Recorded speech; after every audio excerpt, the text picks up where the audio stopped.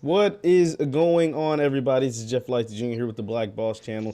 Thank you guys for tuning in tonight. We have our special guest, Mr. T. Khalik and Dr. Reginald Caldwell. And we have a serious topic to discuss tonight, and that is the topic of black masculinity and this rise in the trend of seeing the famous entertainer, the famous athlete, the famous black man wearing a dress. It is something that I've seen a recent trend, and I wanted to try to get some perspective. And so I brought in these intelligent brothers to come and discuss about it today, and what it means to them, what they think it means to the society in the whole, and all of the above. And so, first, Dr. Caldwell, I'm going to ask you. There's been a bunch of images. The most shocking one I want to say was the Russell Westbrook wearing a dress recently. I think it was New York Fashion Week that he was attending. Just when you saw the image, what did you see when you saw this brother who is an aggressive athlete, who was a professional athlete,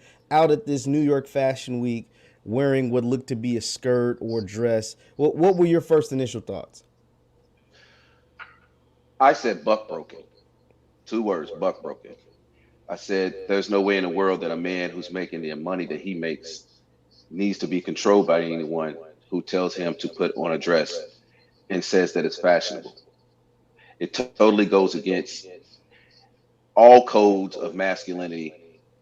Uh, what he was presenting to our community as being the biggest and the best is not what we're looking at as people who are over 30, but I'm thinking about our young children who are under 25 years old, who have watched Russell Westbrook from when he played at UCLA, which is when I watched him, and then when he came onto the scene in the NBA, and now seeing what he's evolved into. Great ball player, but on the side now you're wearing dresses for what? You have nothing else to prove. You've been an MVP. You've been assist three, triple double guy, all star. What does defining your career by putting a dress do for you? You're in a position where you can win a world championship. You're going to the Hall of Fame. So why would you screw up that whole legacy with being known as the person who wore a dress at the height of your career in professional basketball? That was my whole dilemma with it when I saw it. Why? Yeah, I mean, it definitely was a big why. Tia, I'm asking you this: when they say it's fashion, and when people just say, "Hey, man, it's fashion. I can do this." Why is it such a big deal to you? Why is it such a big deal seeing heterosexual black men with of status out in public and in the media wearing skirts and or dresses or fingernail polish and all this different kind of stuff that's taking place? Because I agree with what the previous brother said. It's just to emasculate black men because you got to understand when you're dealing with a group of masculine, strong black men, we can start a movement. I mean, we've seen what happened with our black brothers who came before us. Let's take a look at the Nation of Islam. Look at how strong those brothers are. They produce men like Muhammad Ali. They produce men like Malcolm X. And these black men had such a they were very, very intellectual, and they was able to get a lot of black people to follow them. So when you want to make sure that the black man doesn't have any ability to compete, you want to make sure the black man is in a submissive position. You want him to be as close to the woman as he possibly can be, because this is not a sexist statement, but there's no historical point ever where there was a rebellion led by strictly women. It's always been the men. And men are the protectors of every community. And men are also the people who tear down systems. If there's war, it's always one group of men going to war with another group of men to stop any type of oppression or to defend their communities. But if the men are like the women and children and they're hiding and they're not fighting and they're not protecting anyone, then any influence can come into the black community, affect our minds, and have us push all types of agendas that is destructive to us. So that's why they're having heterosexual, they're not even putting gay men. They're intentionally targeting heterosexual men that black women typically like who are being called sexy, and they're putting them in dresses. That's what this is about, man. Once again, we're talking about what the rise, I'd say, in heterosexual men. I don't know if you want to call it cross dressing, but wearing dresses, skirts. I've seen a lot of fingernail polish, a lot of things that typically you'd see from a woman or what you would consider feminine taking Hmm. place not just in Hollywood or on sets or movies or TV shows. Like they're going out in public doing these kind of things. We welcome in Mr. Tony Lindsay. Tony, I asked Dr. Caldwell and T about what's taking place in the rise of seeing more feminine type things taking place with high celebrities and entertainers. What are your thoughts when you see guys like Russell Westbrook or Lil Nas X or whoever wearing dresses, fingernail polish in the public sphere and kind of just broadcasting that throughout everywhere? What are your thoughts, your initial thoughts when you see that kind of stuff? Well, personally, I don't really have a problem with what certain individuals do with their lives, with their sexuality, and things of that nature. But I think when we start to ascribe certain labels, like, this is what heterosexuality is, this is what, masculinity is. And often masculinity, it's always labeled as toxic. So I think when we always put these labels on things, the easiest way to judge people, to keep conflict, is when we subscribe to labels. I think, like, with an example like this guy, Lil Nas X, right? Yes. Right. I don't really follow the dude or whatever, but I mean, look, man. Whatever you do with your life, it's your business. You know what I'm saying? Gay or straight. But we have to admit that there is a concerted effort to reward and incentivize Black men to engage in effeminate behavior. I mean, we know that that is the truth when it comes to entertainment, Hollywood, just this social environment in general. And the problem most people have, from what I see with Lil Nas X, is it's not his sexual preference. See, this is how we always kind of scapegoat things. The problem that most people have with Lil Nas X, it's not his sexual preference. It's the bastardization and the tasteless exhibition of it. And Hmm. as would similarly be regarded with straight men or women. You know what I'm saying? I mean, Hmm. look, his stuff is trashy, and quite frankly, it's stupid to me. It has nothing to do with his sexuality, but I just think the the tasteless display of the things that he puts out are what bring down the fire on him. Just like Hmm. people, they got smoke for Cardi B, which and what's was it Meg The Stallion? Some of Yeah. the imagery that they put out there. Hmm. People always say, "Oh, y'all don't say that about women," but when gay men, that's not true. That's not true. People have a problem with these tasteless displays that seem to be the norm now.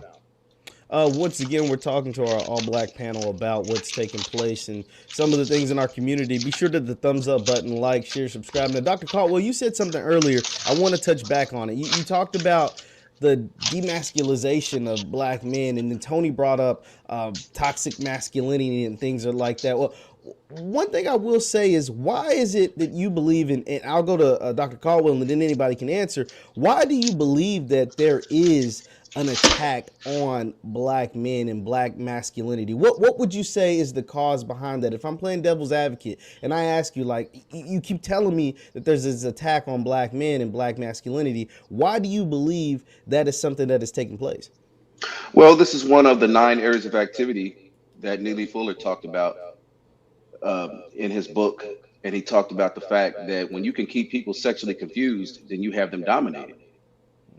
Um, if you can control entertainment, which is what we're controlled by in our society, and it's not by us, it's by other people, then we're dominated.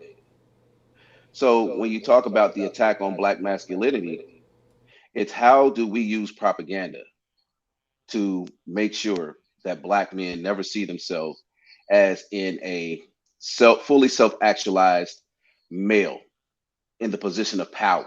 Okay, we always look at ourselves, we'll always have to look at ourselves as in a position of weakness. uh, in our society, we know that we men are the dominant uh, gender. So what do we do to black men? We have to make sure that they only see themselves as three things: as a boy, as a girl or as a woman. And if we begin to show them positive images of them being the protector, as Tony said, the outward presence of protection of a family and seeing him in an authoritative role, then we know that society sees it as if they're not doing their job because we're always to see ourselves as being emasculated. Go back to the movie Baby Boy, okay? And we see a lot of our rappers and a lot of our actors calling themselves little this and boy this. Go back to when he was talking about the book Neely Fuller and the John Singleton was talking about when Tyrese was in the belly of his mother, and he was a grown man, but he was in the belly of his mother, and he began to quote some of Dr.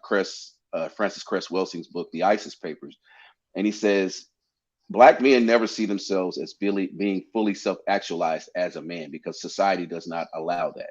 They have certain systems in place that would always reduce you to a subservient role as a boy. Uh, when we go and look at all entertainment from the beginning, going back to um, Birth of a Nation, it was always to make Black men look as if they're infantile, okay, always in a childlike state. So although we're Right. human, uh, uh, genetically formed in age as far as chronologically, we're always will be seen as being a boy in a boy-like state.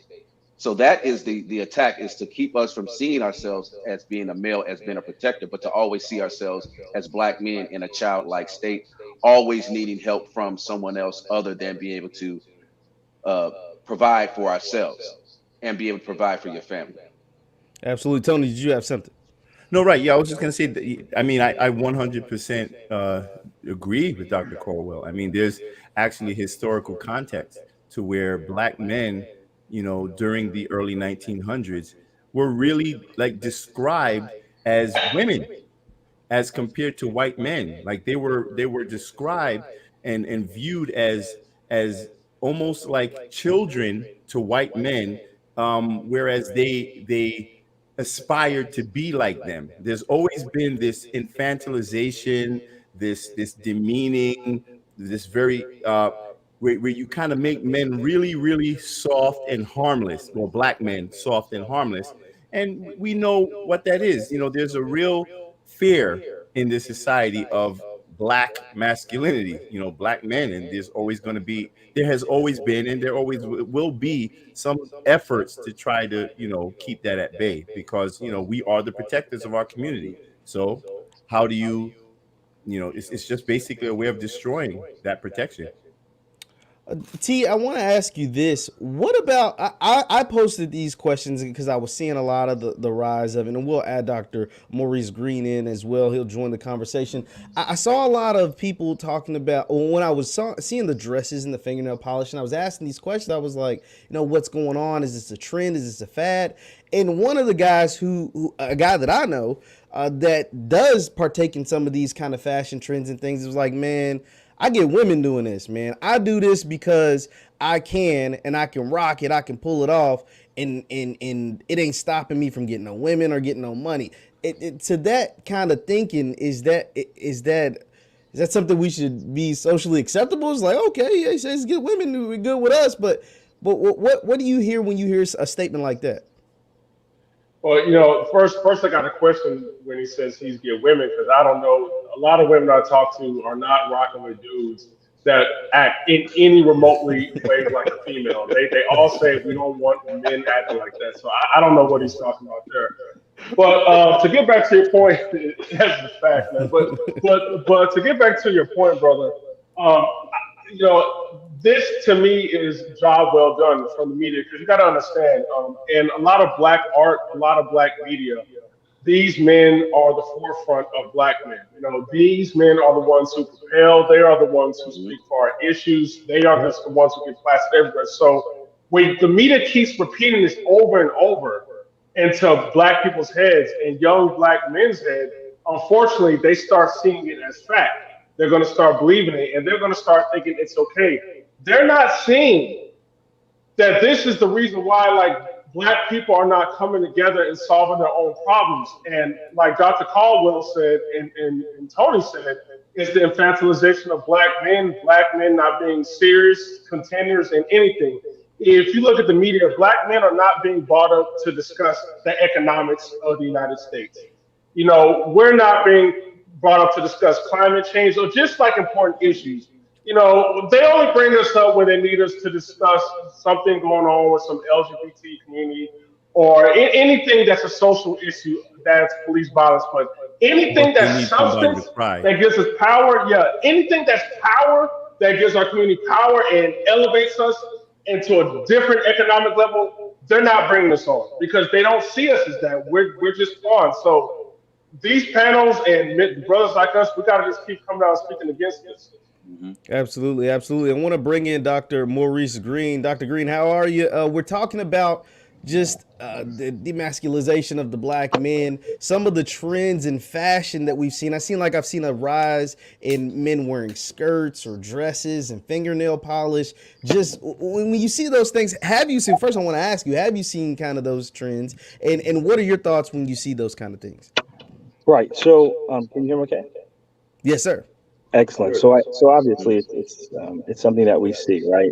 I think the latest one that I paid attention to was Russell Westbrook's Yes. Hmm. um, coming out with a dress and then in essence daring people to say something about it. I think, I mean, so I think it just depends, right? So obviously, if Russell Wilson would have come out in a regular suit, no dress, we would not be talking about it, right? So I think it's one of those situations where people know the kinds of things that will create or elicit controversy, and I think often we kind of fall for it. And so it's kind of like we engage in it, which gives it legs. Now, so I think whether if Russell Westbrook wants to wear a dress, that's his prerogative. I mean, the far-reaching ramifications of how it affects the image of black men. I mean, I think that's. I mean, I don't think it's a hard, definitive yes, right? One of the other things that I noticed was one of the memes on the internet suggests that you should not Google, go to YouTube and put baby videos, right? Have you guys seen that? Yes. Yep. And Yes. so you get two pictures and you get black men naked in prison, right?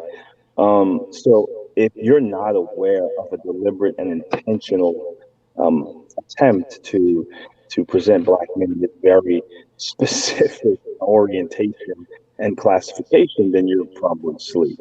But the dress thing, um, I personally would wear a dress. I don't know many men that will wear a dress. And in relation, and specifically answering one of the questions you said before about the brother that said, well, I can still get girls or women, even though I wear this kind of vibe. I think that also is a trope, right? Because then it suggests that the primary objective of a black man is soliciting or trying to get black women's attention, right? And we're a lot more complicated than that, and we're a lot more thoughtful than that. And I think it just relegates us to the hunt for women. And so, if I Hmm. can still get women, then this is okay. So I think there's a backhanded kind of attack or misrepresentation of black men and black masculinity in that commentary. So Dr. Green, I want to ask you this. I want to make sure I'm clear. You don't believe that seeing a Russell Westbrook, and I just now, let me make sure I'm not screwing your words up. This is why I want clarity. Right, Like you right, right. said, like just seeing him like that picture is just kind of like you don't think that is a overarching like big land shift of like black masculinity or anything like that, or I is don't. it So to answer that question as directly as I possibly can, it depends. okay? Right. At a certain point, you see what people are doing, right, and then it's no longer surprising. Right. So was it Dave Chappelle that talked about how they tried to get him into a dress? Yes, And Hmm. yes, so this is years and years and years ago. It's like, I want a dress. And then, they kept trying to put him in a dress, trying to put him in a dress. yeah. So the precedent is there. Right. And he's like, I don't want to wear a dress. Right. So we know that's there.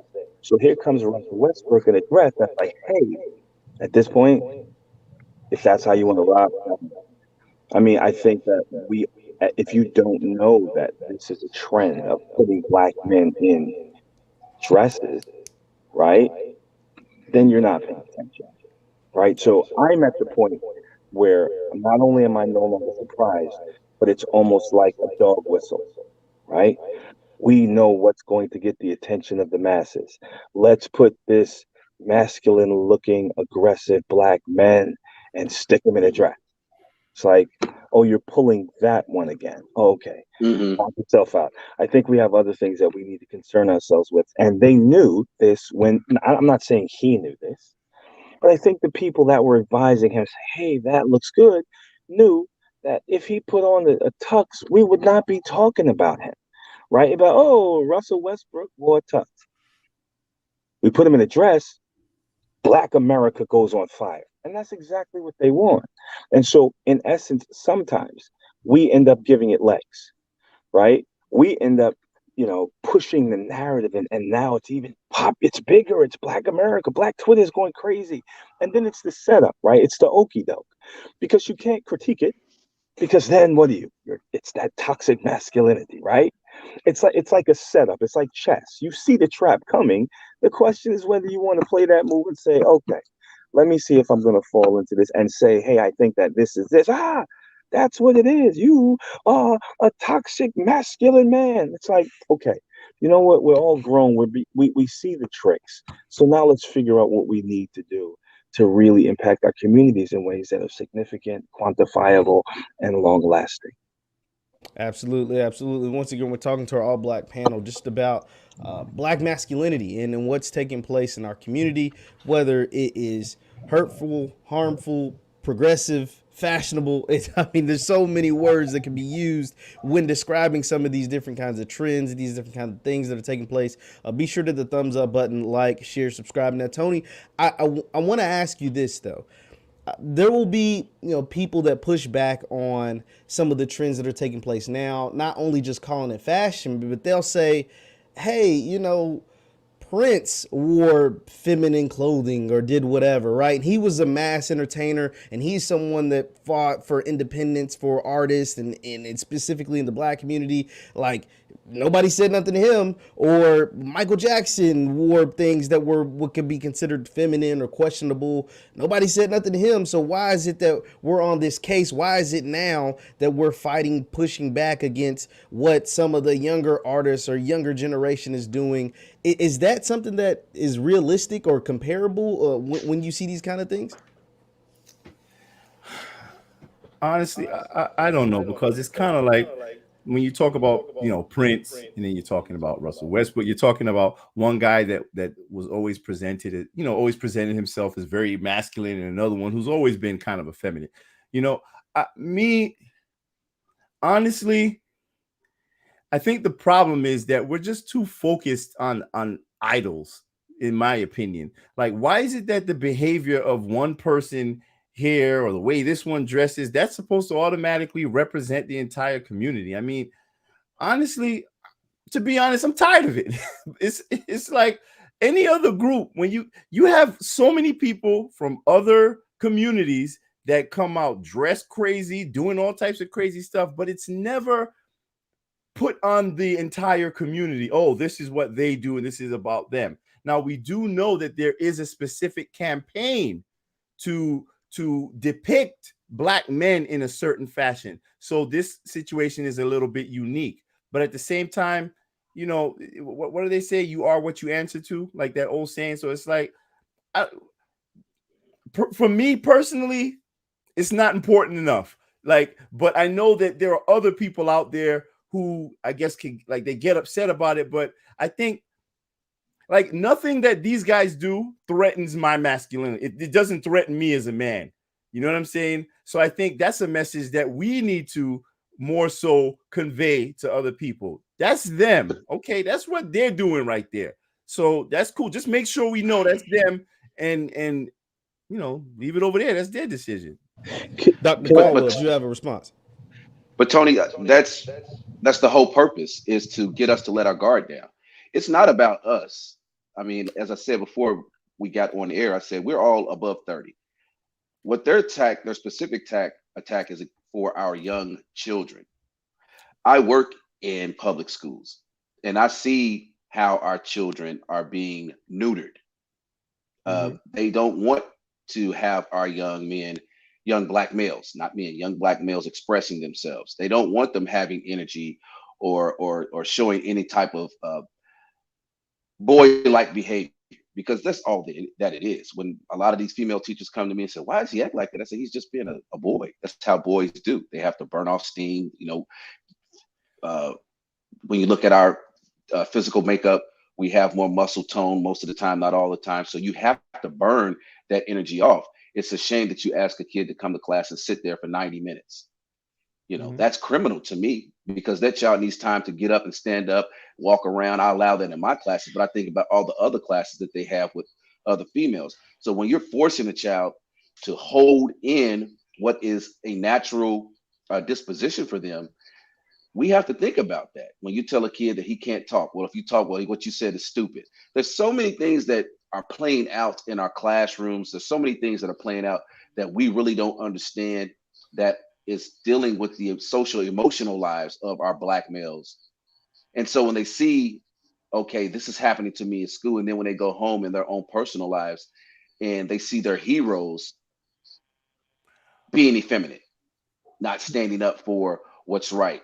Uh, But but my T point said, was really so much about, like, we have to be in control of the vessel of where exactly. they see their Yes, heroes. yes, yes, yes. You know what I'm Right. saying? But I'm we my don't have son's that. hero. You know, Russell Hmm. Westbrook, Lil Nas X, none of those dudes are my son's hero. I'm my Yeah, son's hero. right. So But Tony, that's what I'm saying, You, is that until we control these outlets, and until we're able to put our young men in programs and we control the programs and are able to deprogram them when they come home or wherever they are in our communities, that's what we don't control. So this is what we have to understand is out there, that our kids are absorbing this. There's nowhere that you can go. We I so agree, so cartoons, wait, but wait, Tony. So I Netflix. want to address. I Let's want to There's Dr. address Green what get in. Tony cartoons Yep. said. everywhere. go Okay. ahead. So Tony, so this is what's great about being around brilliant men. It makes you think, right? So you said something that was really that kind of triggered something, right? So it was said a long time ago, right? And I don't know who was the first one to point it out. Maybe it was Malcolm X. And they pointed out that the black community, and is the only community that society pulls in leaders, and they're actors, comedians, athletes, right?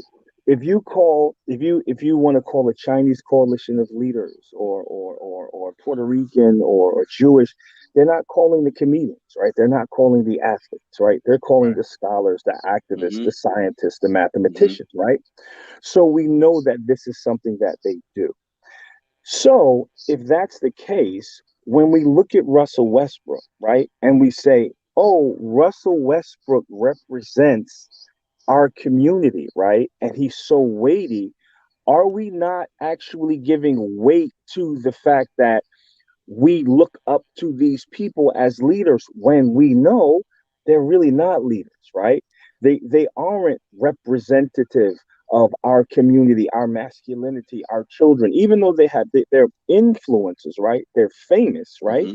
But like you said, we have to be able to. Well, we're not going to control the media. We're not going to control the narrative, but we can determine what is important to us and what is not. Like, so one of the reactions to him in a dress would could have been like, oh, Russell Westbrook's in a dress. Okay, next thing. So what are we doing about the school, police in the schools, right? Like, just not like almost ignore, like, okay, yeah, that's debate. So what are we going to do about violence? What are we going to do about poverty? Like, but Hmm. when we do this, like, it's like making him weighty. Like, Russell Westbrook, how can you represent when maybe all he really does represent is Russell Westbrook and his family and his financial interests, right? We know.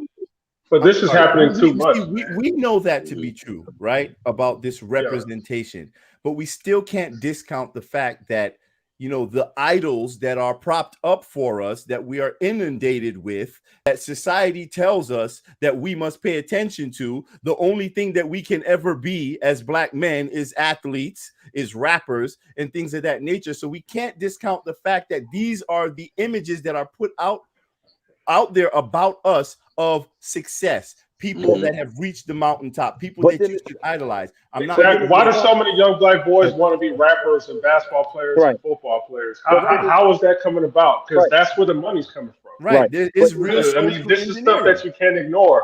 right. And then It's they not, put these celebrities as our leaders. They are the ones getting interviewed. We got Lil Wayne being asked questions about police brutality. You Facts. know, why is Cardi B being interviewed by Kamala Harris? Like Hmm. this is what they're doing. They're not picking the brightest one of us. They're intentionally putting Yes, these type of yes. but black people in but Right. front of that's us not to Right, but But that's right. influence. not a new. So we can't just brush that off like it's that's No, it's nothing. not right. brushing it It may off. be to us, but not to you. No, it's not about brushing it off, but it's about understanding tactics and strategies, right? We're talking about this is something that's not new, not right. Cardi B being interviewed by the president. We see that, right? So is the problem that they are doing this, or is the problem that we are not fortifying our communities in way to offset, right, what's being done, right? Because Both. they're not going to Both, yeah, stop I doing would it. agree with that. Point blank, period. Right? Yeah. Someone else is going to be wearing a dress, and for those, all of us are old enough to know what's his name. Geez, I forgot his name. Rebounder, Chicago Bulls. Dennis Rodman. Dennis Dennis Rodman. Rodman. Dennis Rodman married himself, wore a wedding gown, had lipstick, like dude, and he learned, from what I understand, from Madonna, like how to elicit and keep attention and make himself look. All I want to know about Russell Westbrook is can he play well with LeBron? How many points he gonna score? Dude, if you want to put lipstick on, yo, just get me 30 points. Like what I'm saying is when we start pointing and saying the media is doing this, yes. And what can we do about it? Not really a damn thing. But what we can, because we can't stop them from doing the strategy that they've chosen. But what we can do is fortify our communities in a way, fortify our men, our boys, our women, our girls, inform, teach, build structures and put structures in place so that these things come to naught. Because if all we're going to do is say, hey, look at what they're doing, this is not good, that's what they win. But if we can fortify our children, like, hey, this is a strategy. Let's talk about like whether our schools have equitable educational opportunities, right? Let's talk about how much money is going into the school. You know what I'm saying? I'm not saying we ignore it, but I'm saying they are not going to stop. So Right. And now, I just wanted to make sure that that point was clear because we can walk and chew gum at the same time. You know what I'm saying? I mean, the fact of the matter is, yes, we're doing all of those things, but we cannot ignore the fact that social engineering is real. It is very real, Hmm. and it is the driving force of this society today. Therefore, we must be invested in pushing back against certain narratives and depictions and certain modes of conditioning. It just has absolutely. to be. It just has to be that way.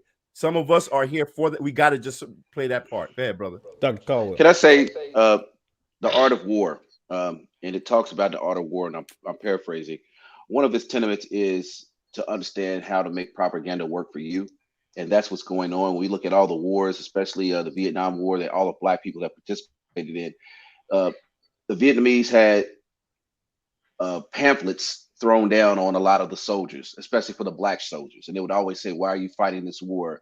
You know, this war is not your war." To mess with the mind of the Black male when he was over in these jungles fighting for a war that he didn't even know what they were fighting for. Muhammad Ali, what did he say? I'm going over to kill some Black person who's never going to kill another Right. Black person who's never called me a nigger.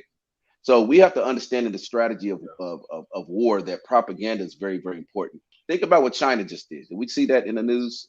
Anyone? That Yeah. they have totally said that we are Oh, not going to yeah, show any type of effeminate yeah. images of I any agree. Chinese in our society. They were bold with it because the art of war is written by a Chinese person, right? Sun Tzu, wasn't he Chinese, if I'm not mistaken? Correct. So they understand the art of warfare, that propaganda is part of war. And so when we are seeing the intentional use of putting Black males in dresses, this is a way of massaging, of loosening the strings of everything else can be introduced to us and it'll be accepted by our society that easy because there's no gatekeepers to say no. Right. And Well, unfortunately, it's the truth that they put these athletes and these entertainers in front as if they're the gatekeepers. And once we see that they can be compromised, it's easy enough to compromise everybody else because they say, hey, if Russell Westbrook can do it, well, I'm going to show up at the court next week and I'm gonna have a dress on. See, and that's what I think is very important when it comes to this propaganda.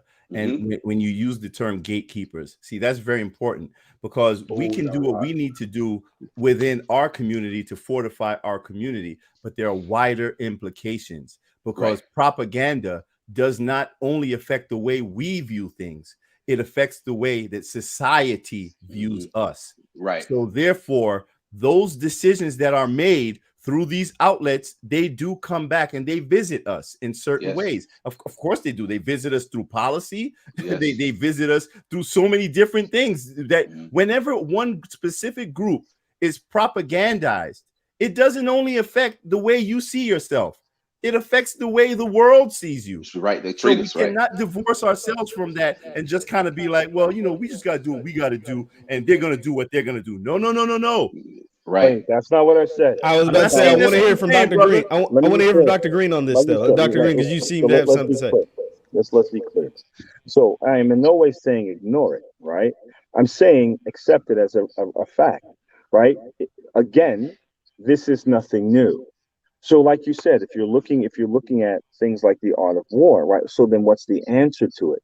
To tell them to stop doing it? To keep telling other people we see that you're doing it? That is not, I think, going to have any other impact than give it legs. And like I said, it's a chess move. Like the way we respond to things, give it legs just as much as what they do, right? So the question is, again, you said walk and chew gum. So I think it's more important for us to make sure that our children and find ways that our children and our children's children are not looking up to the athlete, to the actor, to the YouTube star, and that happens in the home. You said yourself, your children are not looking up to Russell Westbrook to Yeah, that's how to right. be a man. And why is that? Is it because you're doing the work that you need to do to make sure that your children are fortified and and informed in 100%. a way?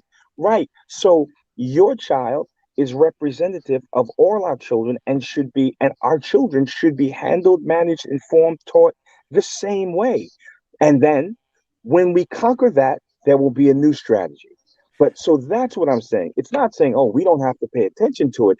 As much as I'm saying, at this point, is there anything else that we expect, right? Because it's a setup. It's a setup to get people up in Yeah, arms so they can I sell more drugs. agree. I agree, but I do also. I just to kind of tweak a little something. Your question was, "What are we to do?" Just keeps asking them to stop or telling them to stop. This is not telling them to stop. This is making people aware of what they're doing. So you understand. So our job is to inform people of the setup because, like you said, we know they're going to do it, right? We can't stop them from doing it. They're going to keep doing it. So we must enlighten people as to what you got to put people up on game. So putting people up on game doesn't mean that you're out there saying, "Come on, y'all need to stop it. Y'all got to stop it now." That's not what we're saying. We just So I have And a the thing question. educate is, people on So I what's have a going question. on. Do you think it would have been different? Watch this now. Do you think it would have been different if it was LeBron James in the dress? Absolutely, I do. oh yeah, I oh think so. man, whoa, that I would think it have would been have huge. Right, right, Everybody right. would have He It's talked wearing not. about dress already? that. Hold up, wait. That It's would not. have been huge. That would have been worse Right, than what's happening Wait, now. right. but It's not. wait, maybe I'm wrong. Hasn't he worn dresses already?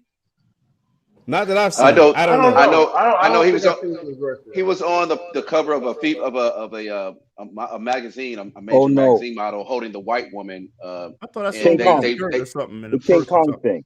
yeah, the Right, King but you Kong. He know, was holding you the know white who woman. else talked about it? Who else talked about this? Let's talk about the strategy so you can just put it out in full blast. Some of you may not remember Larry Johnson. I know everyone here. Larry Yes, Yeah, I Johnson, remember it. grandmama. grandmama. Yeah, we remember that. Yeah.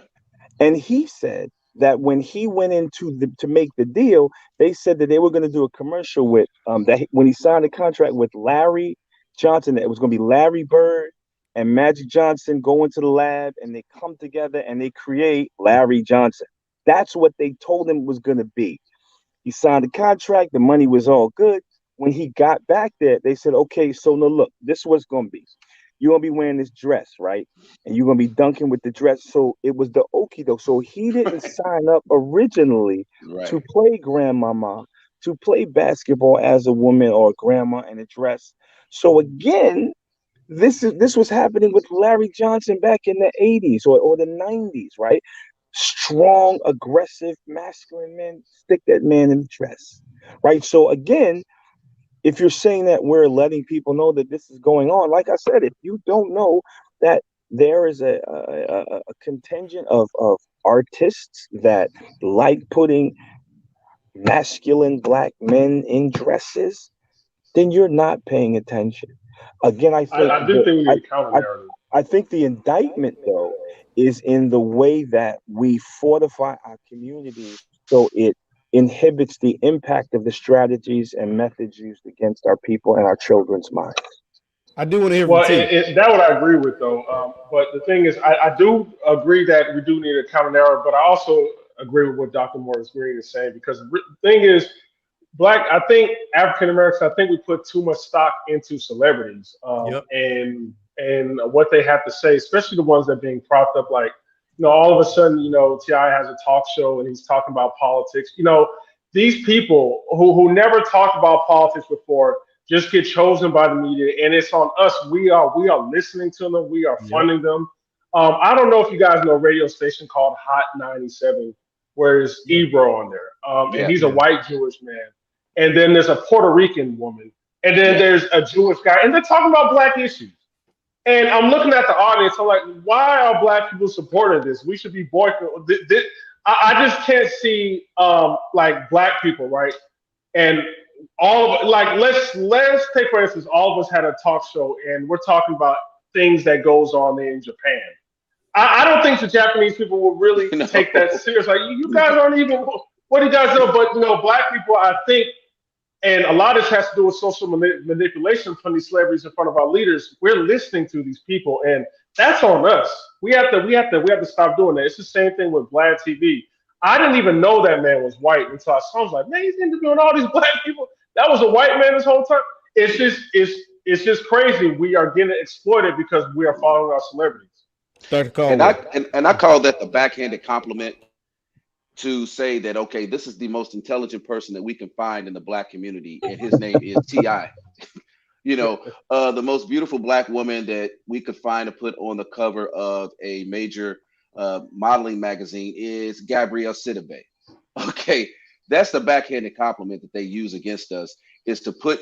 Now, I don't want to say the worst of our society because these people are successful in their own realm, but to speak on politics, there's way more people out there that can Right. speak on politics, Right. And that's the education, thing. Like, entertainment.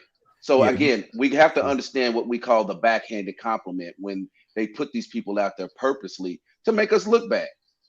They won't And make us so I look think, bad, but they're not our best in that content area. Let's just say that. right. So I think that's what we really need to start thinking about, like what we're honing Mhm. in on. Are we honing in on Russell Westbrook putting on the dress? Or are we honing in on, and you said we can walk and chew gum, but are we honing in on the vulnerability of our community and the trust that they have in these propped up figureheads? Is that what the problem is? And if we deal with that, what they do in terms of this manipulation of our identity becomes a moot point, and then they will do something else, right? One other thing that Tony said, let me say this. One other thing that Tony said is very important. And you were asking him, well, what does he control? He said, I control my home. I control what my children are exposed to. And I think that's the most important thing that we can do. Whatever we're doing, we have to be able to control that environment. When people approach us, as you said, Dr. Green, if someone approaches us and says, hey, what do you think about what Russell Westbrook? Well, he had a dress on. But, what do you think about this school shooting or those shooters that, those policemen that killed that black man in Louisville? Do you know those black police officers haven't been charged yet? What do you think? What do you think about that? So we have to learn our strategies and how to flip it back on the person who's really coming to us in clandestinely to make some type of dust up, but we have to understand learning how not to react, but how to act to situations when people approach us with these type of things. And Right. that's why we have to be proactive in the way that Yes, we deal things and deal with absolutely. things. And I've always been proactive with my children. And Yeah, what's funny is, listen, my kids probably don't know most of the stuff that's going on with celebrities right now, and Right, they don't right. care. And I love that. And that's You funny know, because I showed my son, and he was like, "What is that?" Because he's not really into basketball like that, which I like. I have to say, and excuse, I don't like to use this word all the time. My son's a nigga nerd, but I like it. You know what I'm saying? Because he's not into a lot of those things. He loves books, he loves reading, and I did that purposely because I said there's more good. to life That's right. than you have to have balance in this world. So But we have what to pat ourselves on the back when we are not falling into the same old pattern of the conversation of, hey, what sport does your son play? My son Right. doesn't play sports. My He kid played is into them. manga, like like anime and all of that yeah. type Oh of wow. stuff. Yeah, He's yeah, not. and, yeah. and that and that is that so those are great experiences, and we love that for the Caldwell family and for your family, Mhm. Tony, but in reality all of our children don't have a Dr. Caldwell at home, don't have a Tony Lindsay at home, don't The have a broken home. I mean, if we're being realistic, right? Like, we know that there's a lot of, so they do look up to the Russell Westbrooks, they do look up to the Mhm. LeBron Jameses, because in their eyes, for whatever reason, whether it's through manipulation, through Mm-hmm. media, they see that, okay, I'm 6'4", right? I'm whatever. I can jump high, I can shoot a three, I can do whatever. I'm closer to being Russell Westbrook than being Dr. Green. I'm closer to being Well, for whatever reason, right? Like, and I'm not saying that that's so. How do we combat that, right? Like, I mean, what are the steps that we do? Because to them, they're closer to being a Russell Westbrook than they are to being an entrepreneur, a filmmaker, activist, a doctor, a Right. scholar, and those things like that. I So want to that's borrow. I just interesting. want to borrow from Dr. Green real quick because we had a previous conversation, and I want to borrow a line that you said because you said we have to be the fathers of those young men. So for me, we have to be the ones to show them that they are closer to being a doctor or being a lawyer or being whatever it is, and not just a basketball player. So once again, he's right because it comes back to us fortifying our community and not just doing this for our kids. See, I don't do this just for my son. I do this for all the young people that I encounter. You know what I'm saying? That's just the way I am. And I think if all of us become more proactive in that type of a role with the young men specifically in our communities, you see a difference. I speak from experience. And I so work. you've heard this slogan, if something about if you hit, you holler, if you hit or something like that. You like like basically hit if you dog holler. respond to it. Or So, something Hit yeah, like dog that. holler. whatever it is, Yeah. I don't know. It's always been cliche, right? Like literally, think about that. Like, so my response to Russell Westbrook wore a dress. Nice. Next. So what we gonna do going on with the floods going down in New Orleans? Right, Like right. you said, like, come on, man, you're not baiting us anymore. You're not Not gonna falling bait for us. that. I'm not falling for the banana in the tailpipe The trick. Right. banana in the tailpipe. We This is stay falling for okay. that Okay, banana in the it's tailpipe. a setup. So all I want to know about is what are we doing to help educate our young boys and girls in a way that because we have to get to that point. We have to make people realize that you're not going to manipulate us. Like, we're not going to do the cucaracha. You're not going to throw Chris Paul in the dress, and then we're going to be here. Oh my God, Chris Paul! It's an epidemic. It's all falling apart. Our society is crumbling before our eyes. But do you No, think we play a role in that though, by exposing them to all of these, you know, these people that we're talking about? Like, I mean, you know, okay, you we can't know, control that, Tony. We We can't can't control it control that. because, and I can Our speak on that. kids, We're oh, I'm sorry, the internet, if they have a phone or if their friends have a phone, the internet is such that we cannot control the environment. their Point blank, world period. operates around us. We're just in it. Yeah. As Dr. Green was saying, I work in a middle school and I work with these young children, and they're so mhm, plugged into everything, yep. social media, electronics, that their world is at 45 degrees, looking down at a cell phone. I see kids walk down the hallway with a cell phone, and it's amazing how they can walk at 45 degrees and not run into anything. I'm talking about hundreds of kids in the hallway, and everybody's doing the same thing. But that's what I mean. Their world is operating around you, and you don't know who they are because they have so many different social And media they're so handles. far more That's advanced than so we are. true, man. Exactly. Exactly. That's Exactly. So true. if the strategy then, if our strategy then becomes we've got to control the environment, eh, That train has left the station.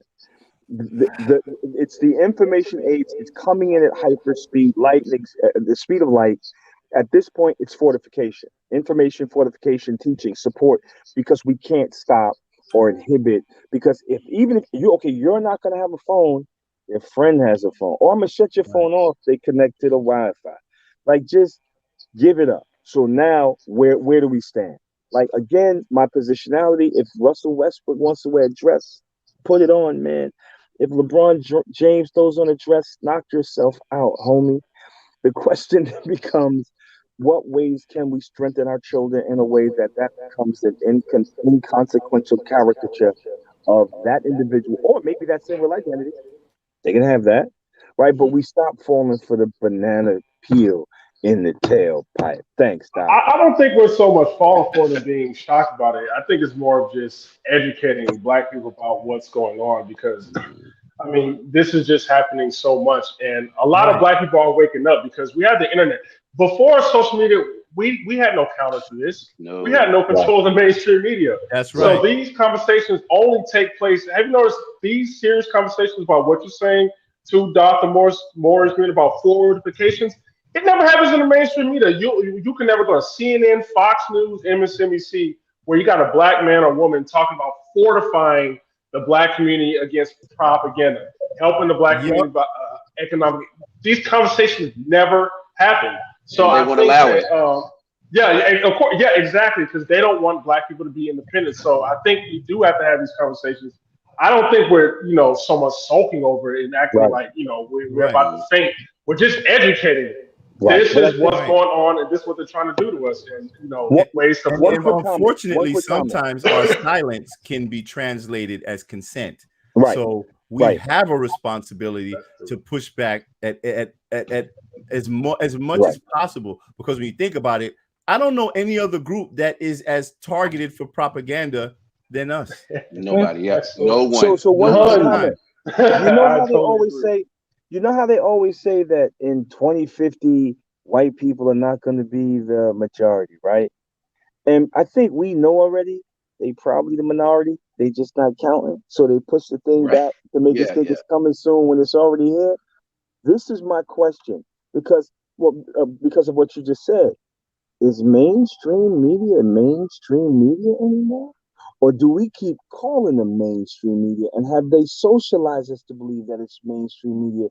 Because a lot of people aren't getting their information from the mainstream media, right? Well, here's my pushback to that, Dr. Green. The reason why I would say that is because it's hard to censor mainstream media. This live or anything that you put out, or Tony or T or Dr. Caldwell puts out, can be shadow banned. It can be taken off of YouTube, Facebook. It can be taken off social media platforms. They can shut down your social media platform. They're not shutting down CNN. They're not shutting down Fox or ABC or CBS. So that's why I believe it's still going to be the mainstream, because they're the ones who are going to stay on no matter what. They can say whatever, do whatever. But if I say, there's a certain word out there that's getting a lot of pages taken down. It starts with a V and ends, you know what I mean? It rhymes with Maxine. It starts with a V and rhymes with Maxine. I'm not gonna say it, but it's getting a lot. And remember, let me tell you what's crazy. Let me tell you what's crazy. Dr. Green was just sitting here trying to figure out what the hell he was talking about. I was like, what's he talking about? A lot of those mainstream media platforms that you're talking about, they also control much of the content that you're even able to see on social media, on YouTube. They carry massive, hold on, brother. They carry massive influence. So therefore, even social media serves as an arm, a tentacle of the mainstream media when they're banning certain perspectives. They're censoring voices that push back and show and speak dissent against the ongoing narrative that is being pumped through the mainstream media. What is the real problem, right? It gets back to, are we concentrating on the fact that Russell Westbrook wore a dress? If that bothers you, are you still on Westbrook? No, no, I or think we're no, no. talking about the broader issue for I me. got it. Yeah, I got yeah, no, no, no, no, Yeah. no, no. Because I'm talking about levels, right? Are we talking about Russell Westbrook when address or the vulnerability of our communities? Are we talking about the influence of what we call mass media major stations, or does that then push the conversation to what do we need to do about that? Right? Because then because those two things are interrelated, right? Our ability to control our own information, right? Our own networks. And there are ways to do that so that it can't be taken down, right? If you're on certain platforms, you can be. If you're on other platforms, you can be. Yeah. Like so does Been that talking about this mean for a now while. that Yeah. both of those things come to the same conclusion, that there's a lot of work for us to do that is not necessarily um, related to anything anyone else does? Do you know what I mean? You understand what I'm saying, fellas? Yeah, yeah. I think I understand what you're saying. I want to hit on one point because I've held you guys for a long time. Be sure to the thumbs up button, like, share, subscribe. T, I want to ask you this. Going back to what Dr. Green said as far as the numbers and the how basically how the white people won't be the majority by 20 whatever, and they may not even be the majority as of now. Do you think that plays a factor into why there is this toxic masculinity or black male or the denigration of the masculinity in the black community? Because I seem to only see when it comes to toxic, when masculinity is considered toxic, it's talking about a black man, right? Like whether the black man is the big strong Good. burly aggressive person. Do you think that what's playing a factor into why there's such an attack on the black man, because you're trying to hold on to being that dominant society even though your numbers are starting to dwindle? Now I'm gonna be honest with y'all. I don't think if their numbers dwindle, they wouldn't have any problem because there's another group of people who I can't say that will probably get banned. That they had. Let's put they're the three-letter word people. They start with the J, and they are low on numbers. But goodness Lord, you say anything about them, man, your career is yeah. over. We can It's a get taken wrap. down from YouTube right now. So I don't think it's the numbers. I truly think that they just don't want black people to become an economic power like that. And what Dr. Morris Green was saying, because we don't have any type of fortifications, because black people are really just focusing on what's really important to them, and we're always reactionary. We're not going to ever gain that level of power Hmm. to really just combat that. So yeah, until we really just get the fortification thing down, white people can be 2%. But if they got all the money, they could just pay us off. I mean, Power, just right? just look at all the black people in Congress. Look at all the black people in the media. They don't represent us. They find some random black, like, who knew who Don Lemon was before he went to CNN? Nobody knew who he was. Just some random black person, and you gonna be the face of black people. You gonna Yep. talk about these issues. I mean, this is what's happening to us. These people have no on the ground experience. They're just picking up random black people. So yeah, to me, it don't even matter if they are the minority until black people wake up out of this. And I think it's brothers like us that got to keep talking. I think we need this type of positive propaganda to counteract those other narratives. And yes, we do need to have a serious conversation about fortifying our community as well. Absolutely, absolutely, absolutely. Once again, we're talking to fellas. Like I said, I've held you for a long time. I'll let everybody get a last word before we get out of here. For those of you watching at home, be sure to hit the thumbs up button, like, share, subscribe. Dr. Caldwell, we'll start with you. Just your last words on the conversation. Anything that you'd like to say or parting words. We always have to keep learning, man. We always have to keep trying to find other groups of people who are like-minded like ourselves, especially in our community, because again, there is a specific assault on us, on our intelligence, on our ability to communicate with each other, and to come together with not only with dialogue, but also with solutions. How do we figure these things out? Because our time is ticking. They figured it out, and we just have to be aware and continue to encourage young brothers like Jeff to bring us on. We talk about these issues, but also be available to each other when we want to have a podcast and get brothers together and talk on it and speak on it. That we can bring different people from other backgrounds together, especially us in our community, and because we don't have these outlets, especially us as black men. They'll have us on talking about sports, talking about something that's very degenerate, but when it comes to talking about something that's very specific You don't really get that except on our own social media podcast. So let's continue to do this. And I thank you for having me on as well, Jeff. Absolutely. Thank you for being on. T, your next parting words.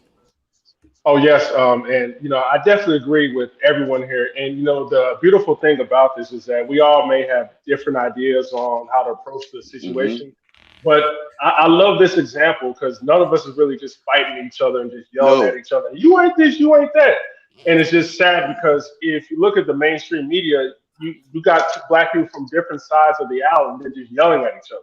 They both want the same thing. They probably have different ways of approaching it, but we're not seen as a people who can sit down and talk things through and come up with a solution. So this is what I love about this dialogue. But back on topic, I do think that we need to have counter propaganda, counter narrative, because social media is really the first time that Black people were able to express a different narrative. We're able to see a different side of Black people that we have never seen before. And, before social media, I mean, I always thought we just constantly just ask white people to, lift us up, constantly ask white people to do for us.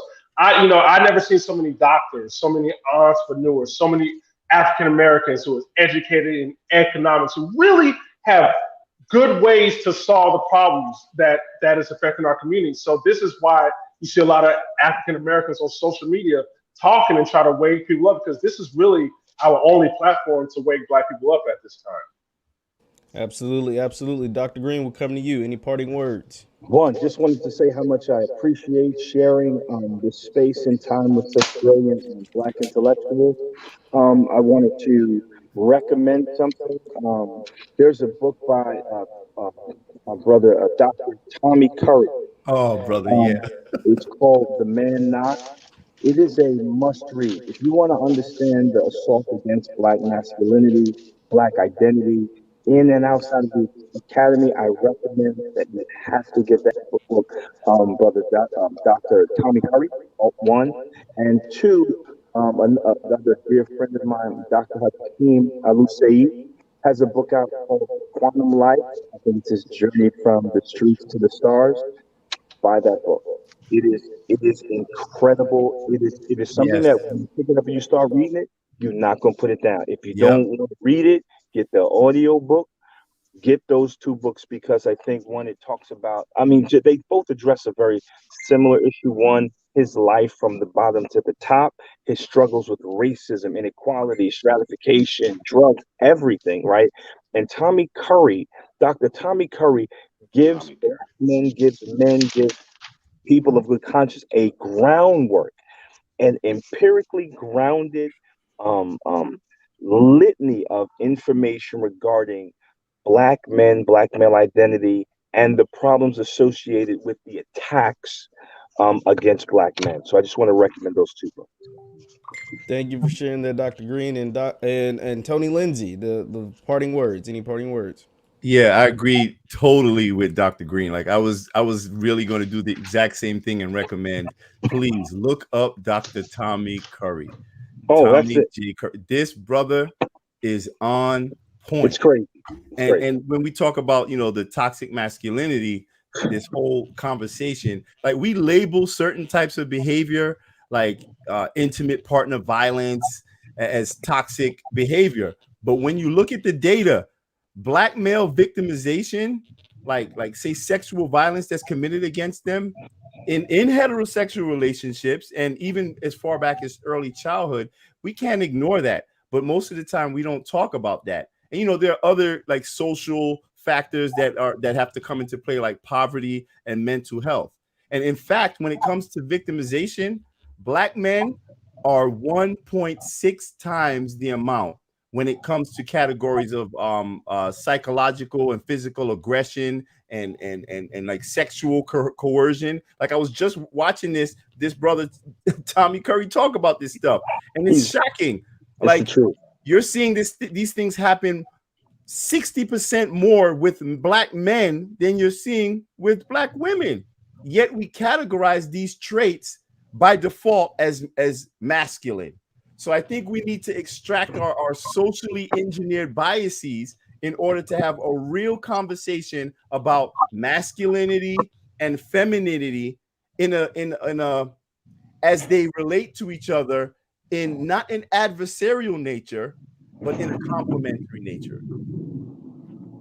Wow. Yeah, that was some great. Dr. Green, do you have something? Do you No, have? no. I just want to say that I appreciate again us doing this together, and again, Dr. Tommy Curry, Yes, Dr. Hakeem Alusei, get those books, and then because then your conversation about this will be grounded it in evolves.